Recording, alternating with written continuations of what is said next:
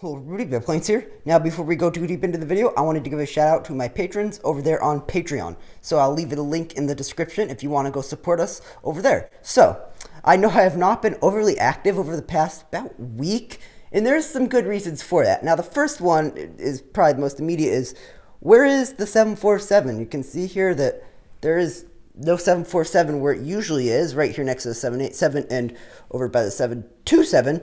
And the reason for that is right here, this lovely fella right here. Now, I don't know if any of you have watched Bevan's bricks before, but if you are aware that he did a video on how the brown bricks are fragile, and I've known this for a little while now, and yeah, you can see that they just chip off. Like, I'll do it right here.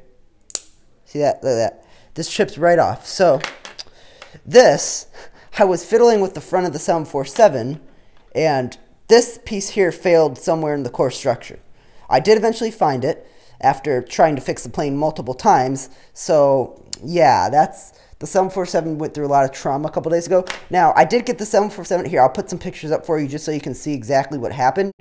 Yeah, it was pretty bad for the structural integrity of the model, and obviously that right wing there did not handle it very well.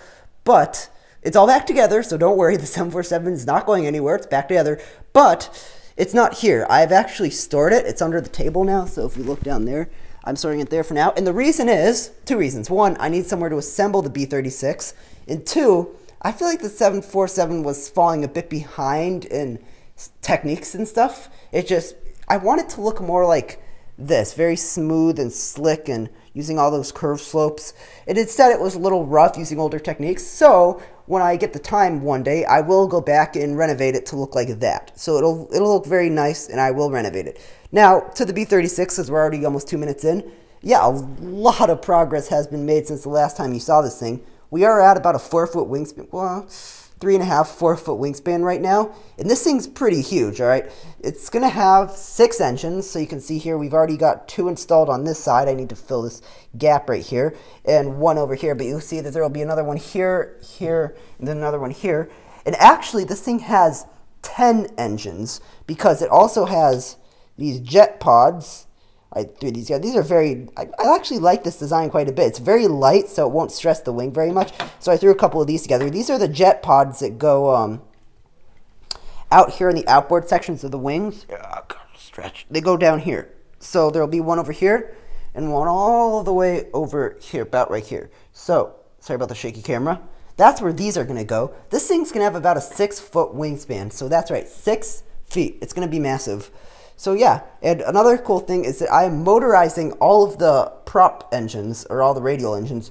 So you can see here, I'm actually doing it individually this time instead of using an axle. Now the reason for that is because running an axle through here, when this has to be portable, it splits apart right here. It's a lot easier to run a cable through the wing to make it portable than to do that. But I do have 2 battery packs hooked up right now. I may add more, but you can see here,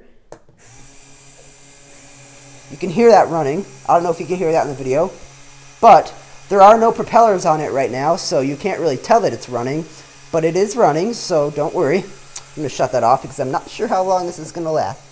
But yeah, a lot of progress has been made. You can see here I'm beginning to fiddle with the design for the fuselage, getting some backbone in there, but this is going to start moving very fast. In fact, it has been moving very fast, and it's going to continue moving very fast because I need to have this done for Brick for Virginia. So yeah, a lot of progress has been made. I actually am really happy with the airfoil design, how this comes way up and slopes back. That's very accurate to how the actual plane was. And it's going to be interesting seeing how heavy these wings are because, yeah, I don't want them to warp. So that's all I'm really at for this video. I hope you enjoyed it. And I'll leave the link to my Patreon in the description below. So that's all I really have for this one. Bye for now.